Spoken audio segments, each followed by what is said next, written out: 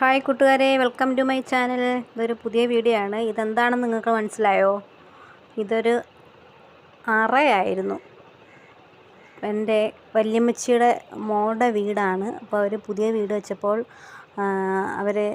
അവർക്ക് പഴയ ഒരു അറയുണ്ടായിരുന്നു. നമ്മുടെ ധാന്യങ്ങളൊക്കെ സൂക്ഷിച്ച് വെച്ചേക്കുന്ന അറയുണ്ടല്ലോ, അത് അവരിപ്പം പൂജാമുറിയായിട്ടത് ഉപയോഗിച്ചുകൊണ്ടിരിക്കുകയാണ്. അപ്പോൾ അത് താണ്ട് നിങ്ങളെ ഞാൻ കാണിക്കുകയാണ് കേട്ടോ. നിങ്ങൾ കണ്ടിട്ടുണ്ടായിരിക്കുമല്ലോ അറ, പണ്ടുള്ള പഴയകാല വീടുകളിലൊക്കെ ഉണ്ടായിരിക്കുമല്ലോ.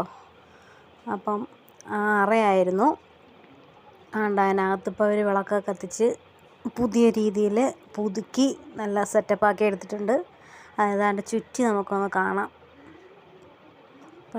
പണ്ടത്തെ കാലത്തൊക്കെ നമ്മൾ നെല്ലും ഇങ്ങനെയൊക്കെയുള്ള ധാന്യങ്ങളൊക്കെ നമ്മൾ അറയിലൊക്കെയാണല്ലോ സൂക്ഷിച്ചിരുന്നത്.